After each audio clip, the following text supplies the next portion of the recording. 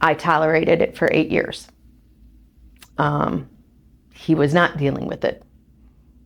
There were times he would drink. There were times he would be mad and angry. And I finally reached my breaking point. And I told him, if you don't go for counseling and you don't get the help, I'm taking the kids and I'm divorcing you. It killed me to have to say that.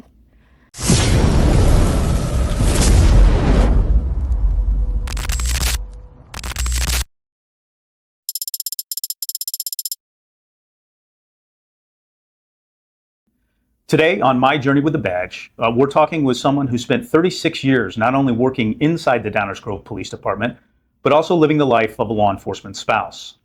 Cheryl Franklin is the proud wife of retired Downers Grove Police Sergeant Dave Franklin, who we featured in episode 6.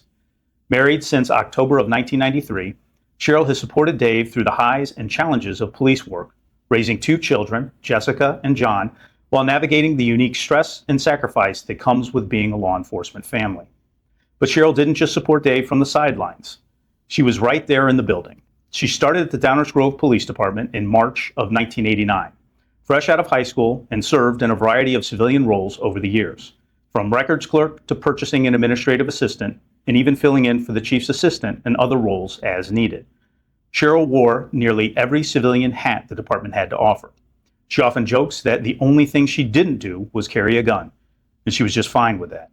Today, she shares her perspective as someone who's been both behind the scenes and at home, living the full journey of what it means to be part of the law enforcement family. Cheryl, thank you for agreeing to share your story today. Absolutely. Thank you for having me. So how did you meet Dave? At the police department. We worked together for, about 3 years. Would see him, he worked afternoon shift, he was in our TAC unit.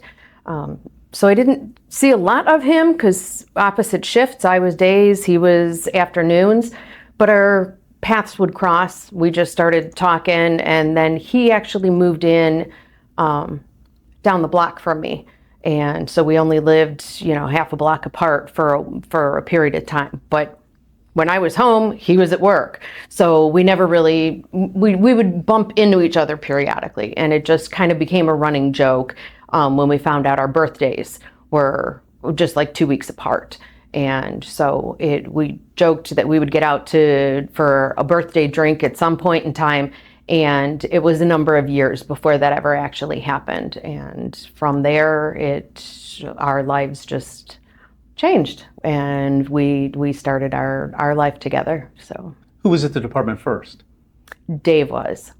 By how many years? 2 years. Okay. Yeah. So you start a relationship with Dave, you get married, and at the time that you get married, now you had a unique perspective because you had been inside the police department, mm-hmm. But did you have expectations about what being married to a police officer would be like, and how did those measure up against the realities? I didn't really have expectations. We have a lot of law enforcement, military, and in family history.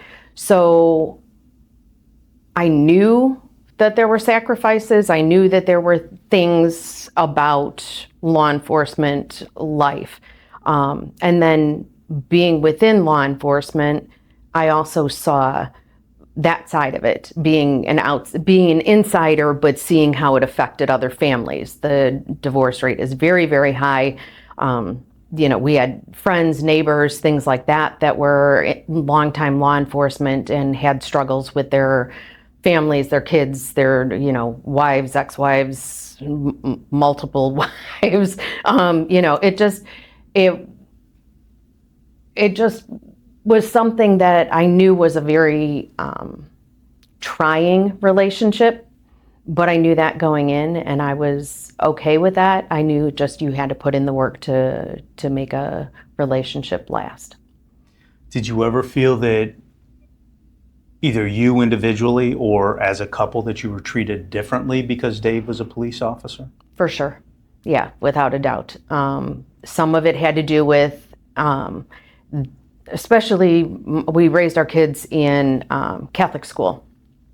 And you almost felt, or at least I almost felt pitied by some of the wives, moms, because, they're used to their husbands being home all the time. Well, as a law enforcement wife, that's not the case. You're pretty much a single parent.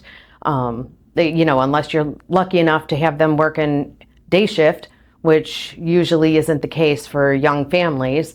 There was a lot that I felt the single mom relied on other people, did things, but it was also nice because you had people who kind of respected what you were going through, and so not having your husband there or not needing assistance, schlepping kids to a baseball game or a school activity, they were very compassionate, going, we get it, we'll bring him home, and so they worked with me, but it depended. Then you have other people who just don't like police and were always raised to not like police, and they would be standoffish.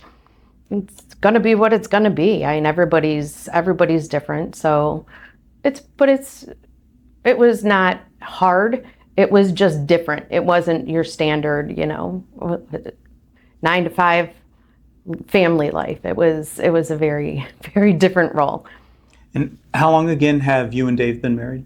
33 years. So have you seen your circle of friends change over that 33-year period from, when you first started the job and first got married to when the both of you retired and left the job? Yes. When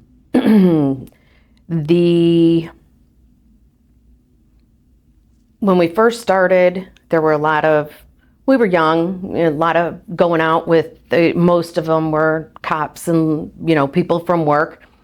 Not so much anybody from outside of law enforcement until our kids were in school. Then we met other families, other things. We kind of tried to pull away from the law enforcement life to a degree, because we wanted to have some normalcy for our kids and for us as best you could. But we've found over the years that those friendships kind of dwindled, kind of like with the kids as they get older. You have friends, you get friends, you lose friends, they go separate ways.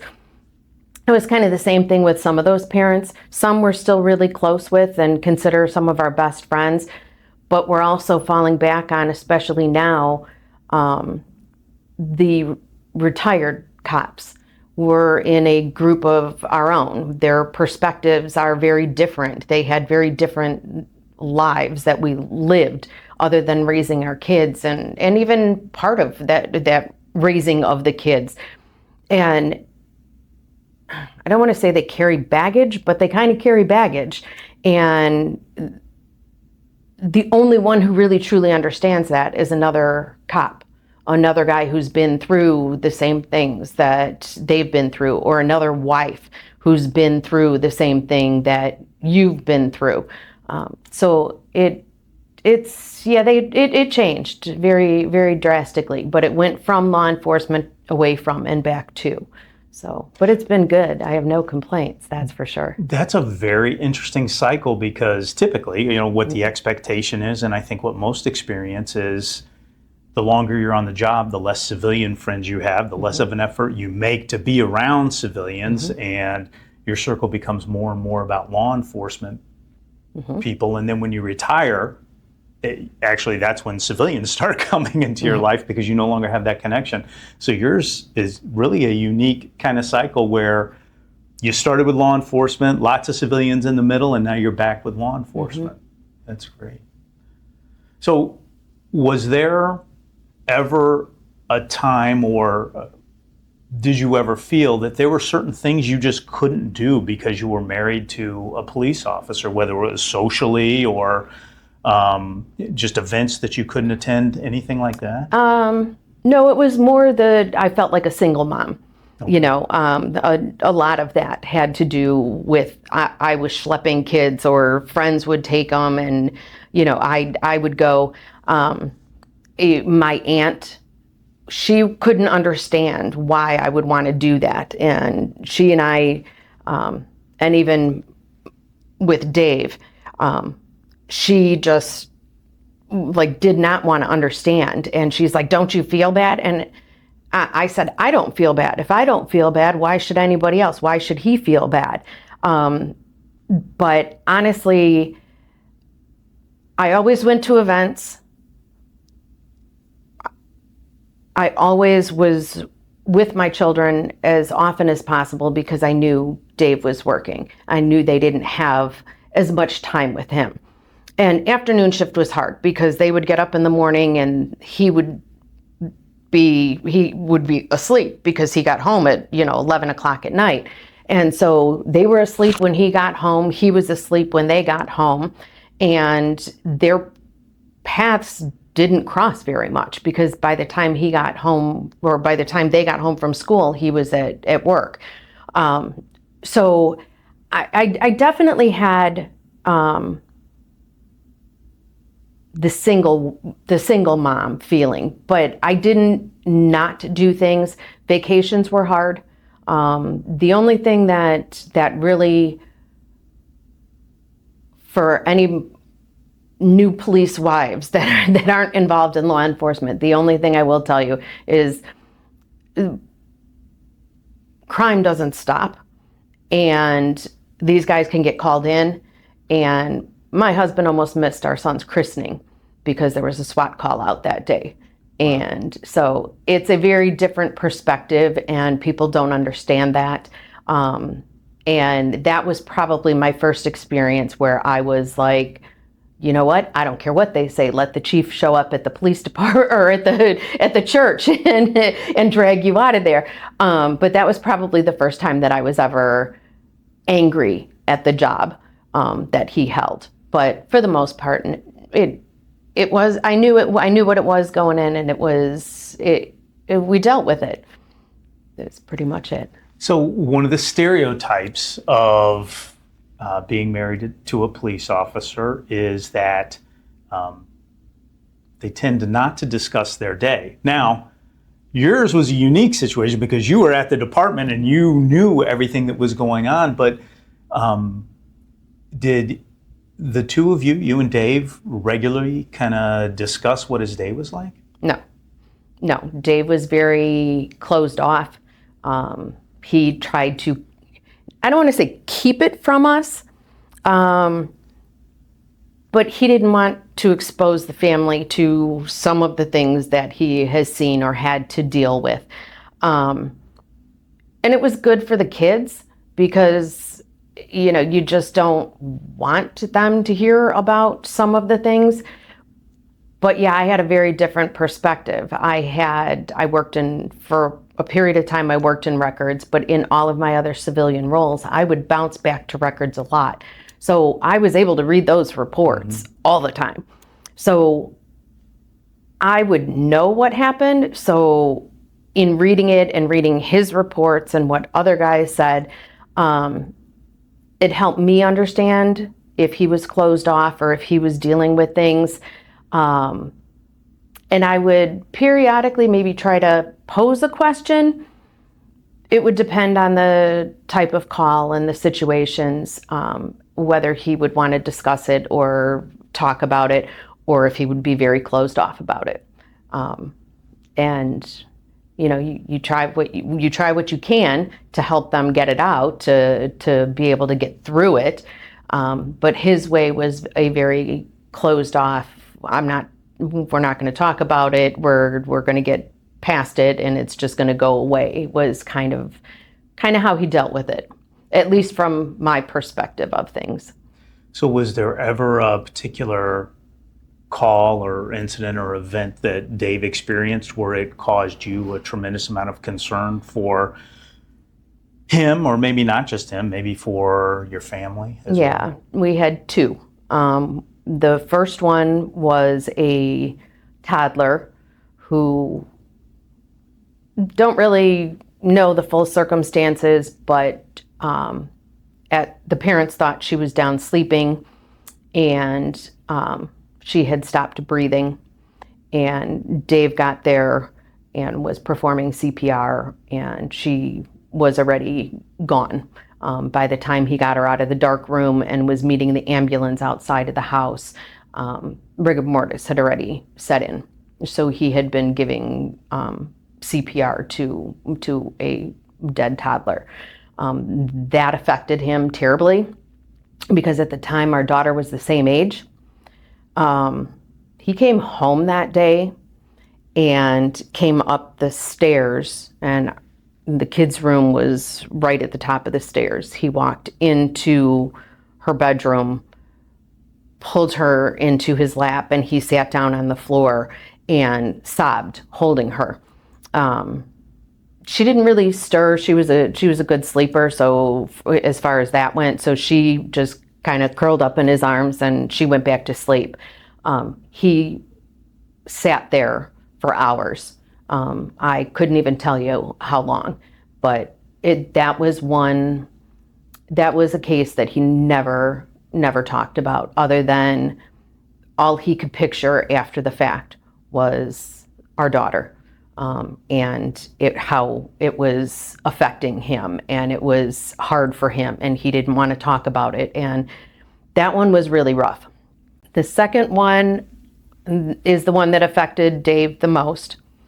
It was another mental health case. This gentleman had suffered a brain injury and was not doing well. We had multiple incidents with him. He was also known, the family was also known to the police department, and so everybody was familiar with them.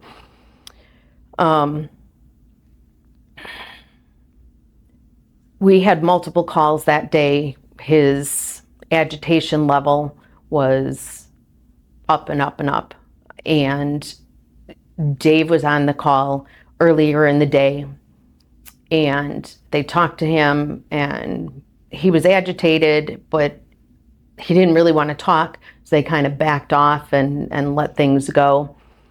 And later in the day, because Dave was on the SWAT team, later in the day, Dave had been on day shift at that point in his career.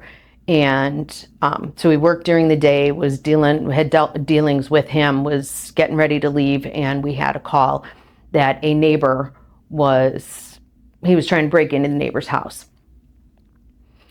And this woman was pregnant, so the department basically is screaming over there, trying to get over there. And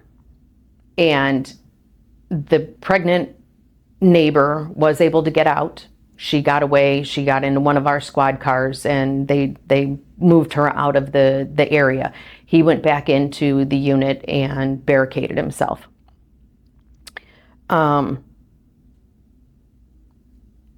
I was already gone for the day, so I was home. This became a major incident because it was right in our downtown area, and we have right on Main Street, we have the train depot.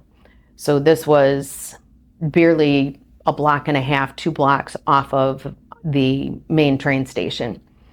And it was a work day, middle of the week, and this guy is barricaded, and it's all these commuters were going to be starting to get dropped off, and the trains were going to empty, and there was parking all around that area. Dave was a SWAT negotiator at the time, so he got called up. He was there. He was negotiating with this gentleman, and hours and hours it went on.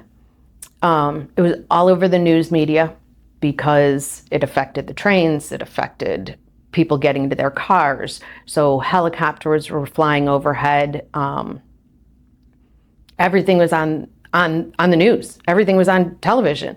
And I had to send the kids to go play at a friend's house. I had finally, I called my girlfriend and I said, hey, can you occupy them, because they're seeing this on TV. Like, I can't have this. And so they did. They came and got the kids and took the kids. Then I was home by myself, and I'm watching the news, and I'm getting messages from some of our dispatchers, and they're going, okay, this is what's going on, everything is okay, everything is fine, and they're talking to them, things are going all right. And I see on the TV, Dave is no longer in the command center, which it was always the case. You're in a command center, you're someplace different. And there he is on the television, and he's leaning around with a bullhorn, leaning around one of the buildings. And this gentleman is up in a second-story window and has a rifle barrel sticking out the window. And Dave goes around the corner with the bullhorn and then kind of jumps back. And I'm seeing this on the television. That was when I had to call another girlfriend. She was not a law enforcement person, but she was a former neighbor of ours, and they were close friends. And I called her and I said, I need you to come over. Said, I need to talk to somebody. And I sat in my garage and I sobbed. And I said, I don't want him to do this job anymore. He can't be on the SWAT team anymore. He's supposed to be in a command center. He's supposed to be safe.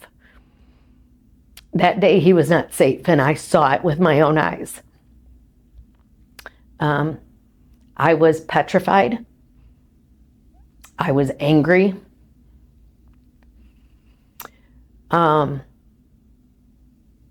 I didn't want him in law enforcement anymore. Fast forward, they thought they were negotiating him out.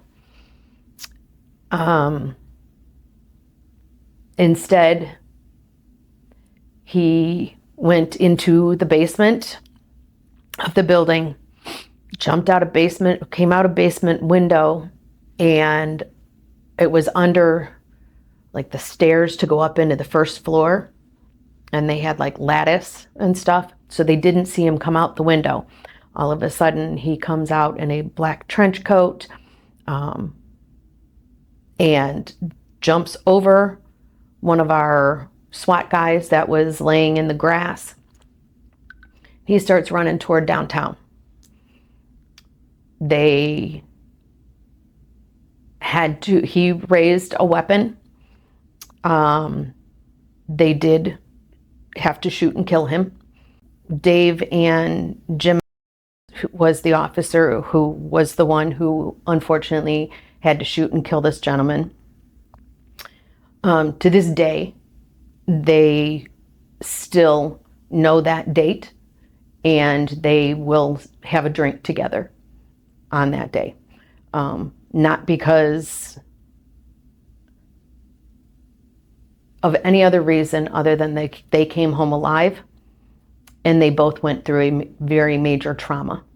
Jim did not want to have to take that guy's life, but he had to protect the people of the town, the people, everybody that was there.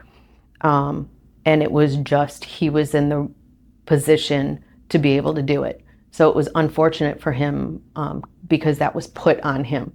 It's not something he would have or should have had to do.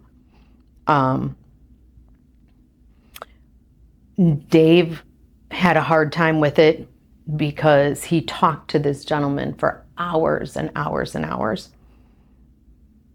And he thought he was going to come out peacefully. He thought everything was good. He thought he was doing as he was told and that he was going to come out peacefully. And then this happened.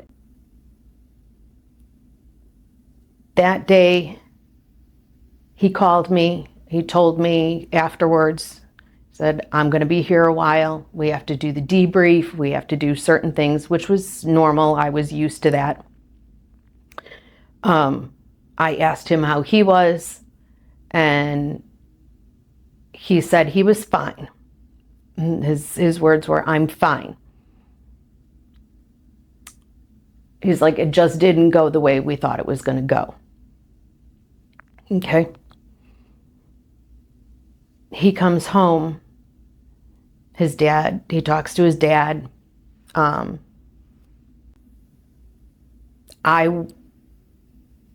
was trying to be compassionate because I know they had to kill this gentleman, and Dave did what he could to not have to kill him or have him come out peacefully. So I know Dave felt a lot of guilt.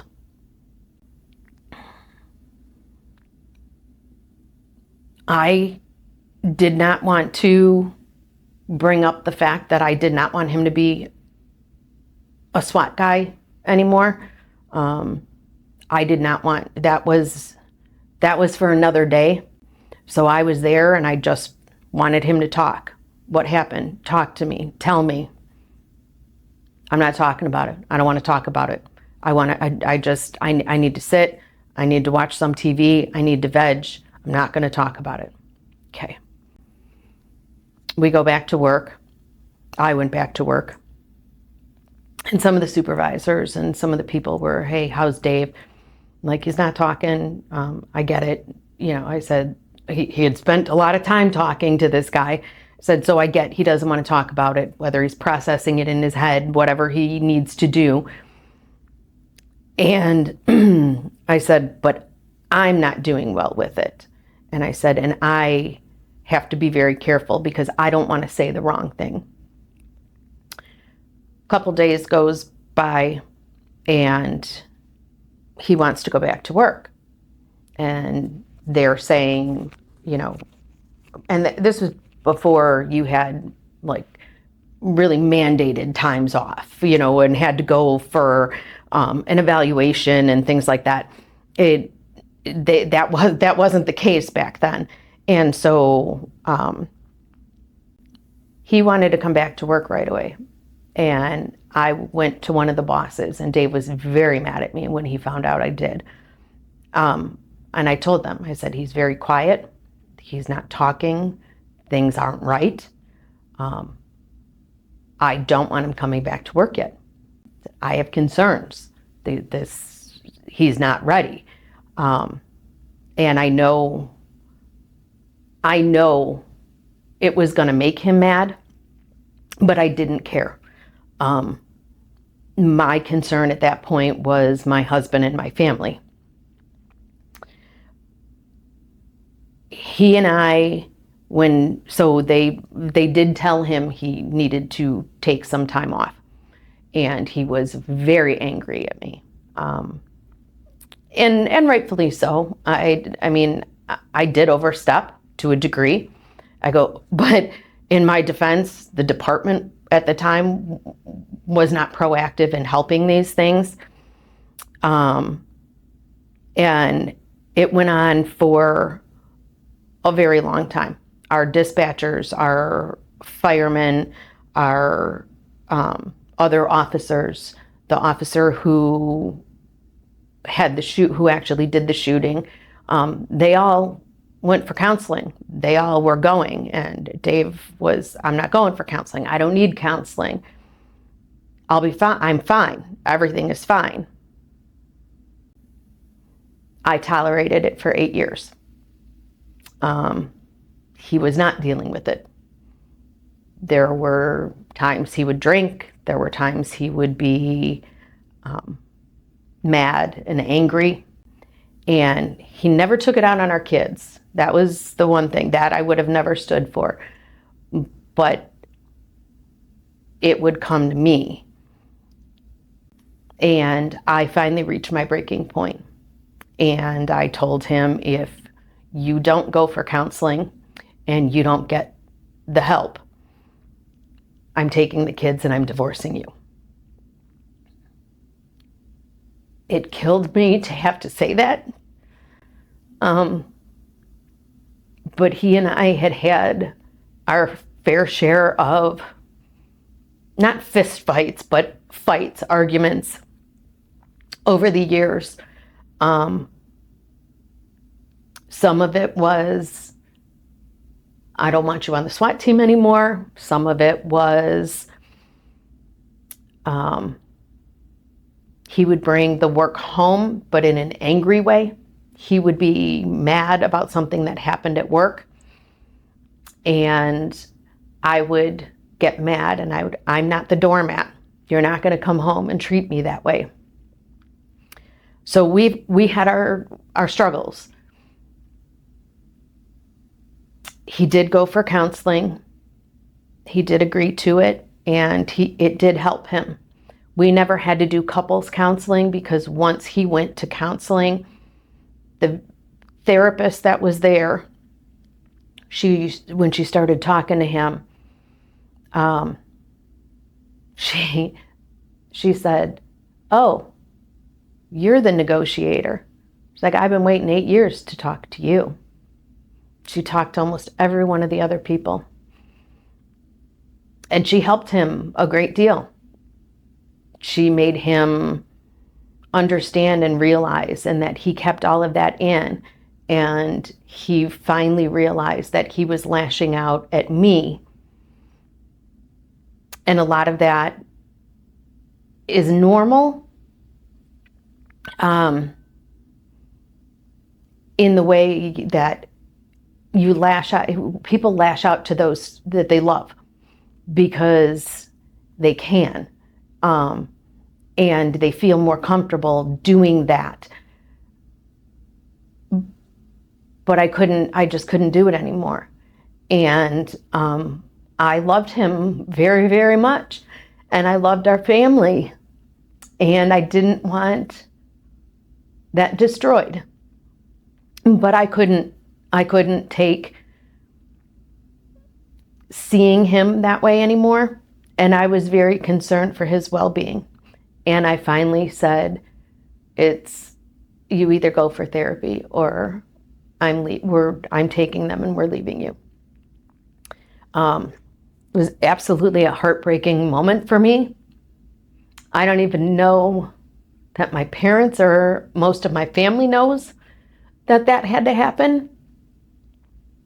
But once he sought therapy and he dealt with the trauma and the things that he had been suppressing for so long, things got a lot better. He started talking more. Some of the drinking slowed down. It was just back to being we would have a drink in a social situation. It wasn't just come home from work and pop a beer. So it was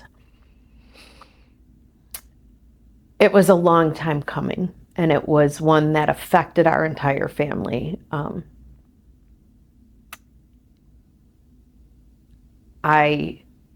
He did get off the SWAT team after a number of years. And that made me feel much better.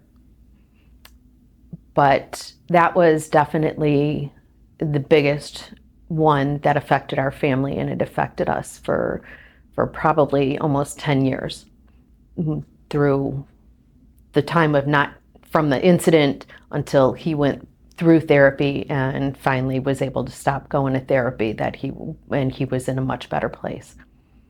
So you bring up a couple of good points, or at least you lead me to recognize a couple of good points. And one of those is that for any bosses that might be watching, Mm-hmm.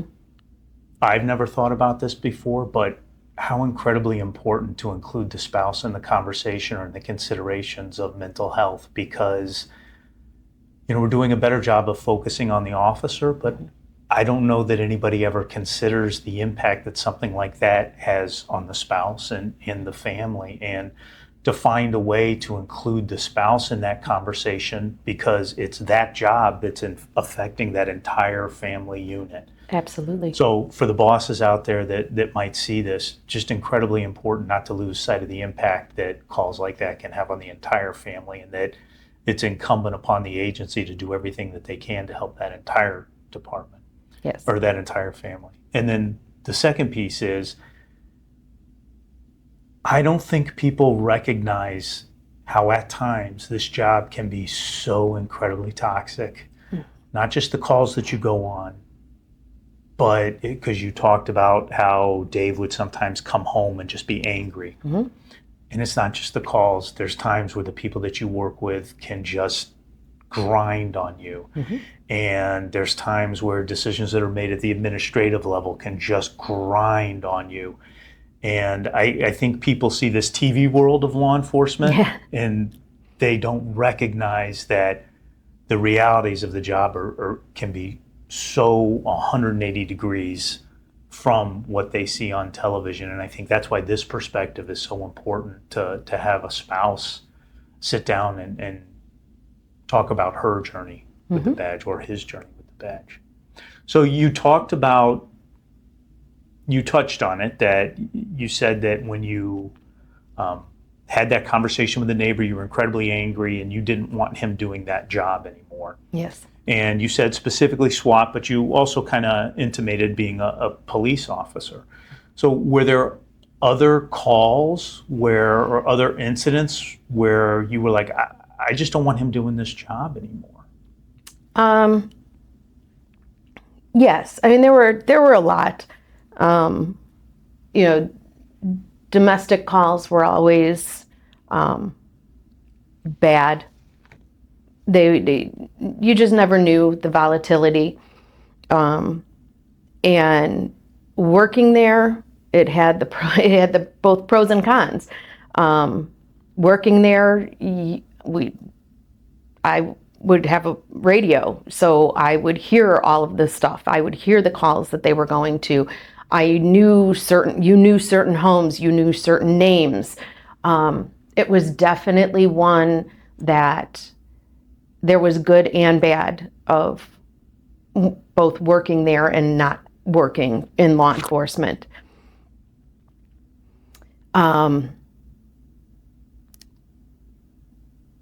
He would have some of the bad days, and some of it stemmed from getting stuck on shift for having to work an extra number of hours because someone called off, and they knew that the person wasn't sick. They knew they just didn't want to be in because they were mad about something, or they just, they were pissed off at the bosses, or, there were just a whole host of reasons. And then it just was, it reached a point of the police world was getting very much about me. It wasn't about helping the community. It was a profession that paid a decent wage. And some people shouldn't have been in that job, and some of them get out, or some of them get arrested. But I was getting very skewed views, both working in law enforcement and being married into it. And I was getting burnt out with everything. And I think that was more on me, being tired of watching him and that grind and the day ins and day outs and going and getting in and out of that car and hot summer days wearing all that gear. It took its toll on him physically, not just mentally sometimes. And I just kind of had reached my point that we were both probably 20 years into our careers, and I was just reaching that breaking point of, I want to be done with this. I don't want this to be our life anymore. Wasn't quite, it was much closer to retirement for him than it was for me, because he got to retire 10 years ahead of me. But I lost my, I guess, drive to be compassionate anymore in regards to this is affecting my family. And now I got more protective of that. And I was much more feeling of, I don't care about anybody else in the world. He has to deal with your problems all the time. I'm tired of him having to deal with your problems because it affects our family. And I think that was when I lost that perspective of being as compassionate for other people and their situations. Do you think it was easier for you in dealing with Dave being a police officer? Was it easier for you working at the police department, or did that make it harder? I think it had a little bit of both. It made it easier because I had inside sources to be able to help relieve some of my nerves or to know what was going on. So in that aspect of things, I think it was good. But I also think there were some things that I would have been better off not knowing about, being oblivious or blind to it. So there's a mix there. It's probably a pretty 50-50 balance of, okay, there were good parts, but there were also bad parts, and it just kind of made it balance out for me. But in looking at it, would I change my life? No. But I feel for the families, and I am hopeful for the families that the spouse is not in law enforcement. And you go, okay, hopefully let them be oblivious to some of the bad things that we see and do, so it has a different perspective, because I'm sure some of those things, with both of us being in the law enforcement world, I know it affected our kids in certain ways with that. So as a family perspective, there's part of me that would almost rather have not known about some things, but that it's okay that it was. So now you're going to see this from a different perspective probably than Dave would, and his answer might be different than yours, but what do you think was the hardest part of the job for your husband? I'm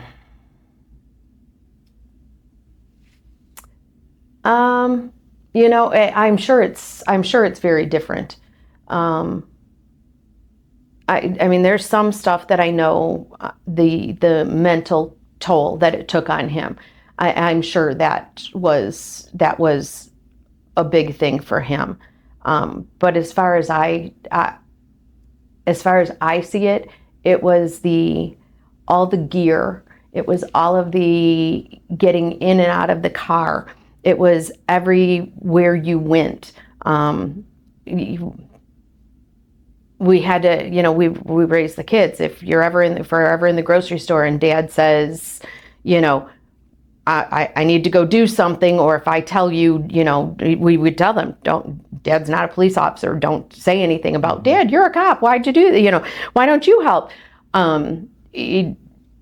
We had the physical toll on his body from the in and out of the car, and the mental toll of the things he saw, and even off duty, he was always on duty. Because when you live that close by, things could happen in the grocery store. Things could happen. Somebody that you see, that you've arrested umpteen times, walks into the same restaurant.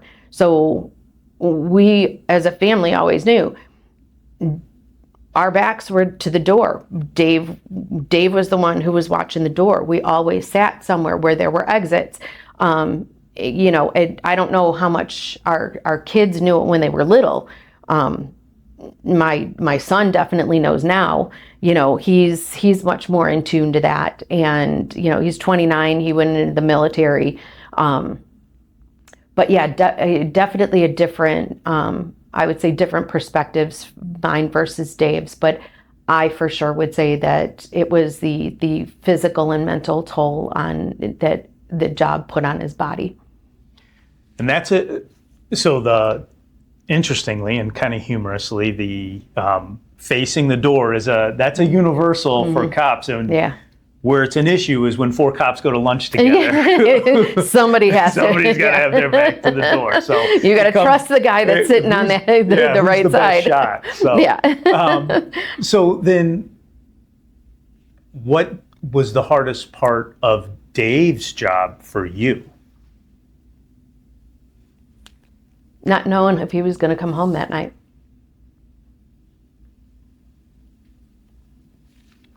I knew what the job was about. I knew the risks. I knew all of that. But when you're a parent and you work there and you read the reports and you see not just his stuff, but all of the guys' stuff, you worry. And you stop and you think, what am I going to say to my kids? What am I going to tell them? What am I going to do? Where would we be? What will happen? So it wasn't just the, this call or that call or whatever. It was just the everyday. Saying a prayer every time we walked out that door that he was coming home that night. So we talked not directly, but you definitely talked about some of the impacts the job had on you, Dave's job. Do you think the job had an impact on your kids? Absolutely. Absolutely. I think there's some fun to it. Dad's a cop, my dad's a policeman. You can have some bragging rights, but then you also, especially as the kids got older, you had other kids that would treat them differently or would not be friends with them because, you're going to be a narc, your dad's a cop. And so there were stigmas to it. And I'm sure there are many things that my kids have, and I don't know whether they've told Dave, but I'm sure there are plenty of things that had transpired over their lives that they've never said anything to me about. But I'm sure they've had friends or lost friends, or probably even gained friends only to find out that they were only being the friend because they thought they were going to get away with doing wrongdoings, because my friend's dad is a cop. Well, my kids they weren't involved in that, those kind of games. And knock on wood, we got very lucky. Police families, the kids can go usually one of two ways. They're either really, really bad, or they turn out all right and they're good and they've got their heads screwed on and we got lucky. We had 2 kids and they both turned out to be good kids, and we've never had a problem with them. So David retired long before the social justice movement, the summer of 2020. But I know that Dave has continued to be very active in his law enforcement relationships. So there's no way that couldn't have had an impact on you still being at the Downers Grove Police Department and Dave with those close ties to the law enforcement community. How did the summer of 2020 change the job for you and maybe impact Dave and his view of the job? Well, our son at the time was in the Navy, and his goal was to go into law enforcement. I kept telling him, go Fed, go higher, don't don't go local law enforcement. And a lot of that had to do with, and I'm sure not knowing those other jobs, I'm sure they all have their own hardships and things. But with the whole 2020 thing, I had a very hard time. We had a lot of young officers, and I was afraid for them. We had quite a few senior guys, and I kept telling them, get out. Dave said the best thing was, had he known, he would have retired sooner if he could have. And I kept telling the guys, get out of here, don't do this. I said, it's one bad call and you're getting sued. And I said, these governments, these towns, they're not protecting the officers anymore. They're protecting themselves. And I said, you're going to get sued. You could lose everything over one bad incident, and you can't do the right thing anymore. And I really kept telling a lot of guys at work, I'm telling my son, get out, don't do this. So you guys, if you could retire, get out. Go do something, find something fun. You've done your job. You've done your career. That was a very sad time for me, because these men and women who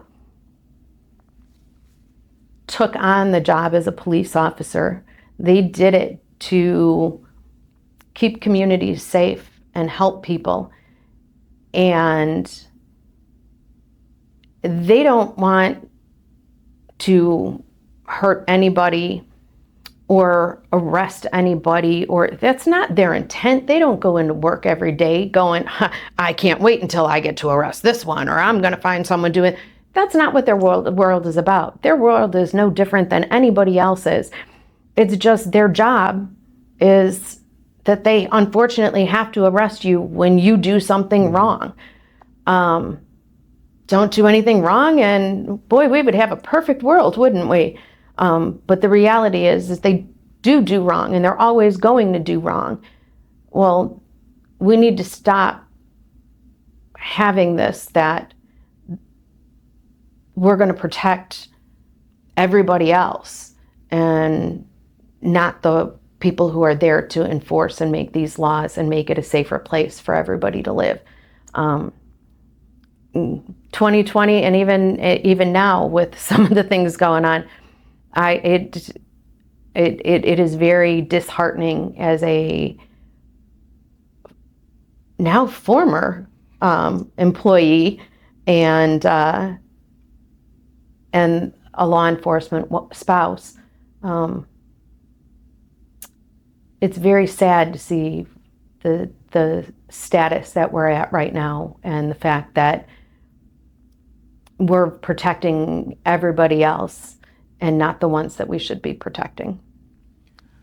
So in Illinois, you max out on the law enforcement side, you max out municipal law enforcement side, your pension at 30 years. Mm-hmm. So when I came on the job, there were guys that were doing 40 years. Yes.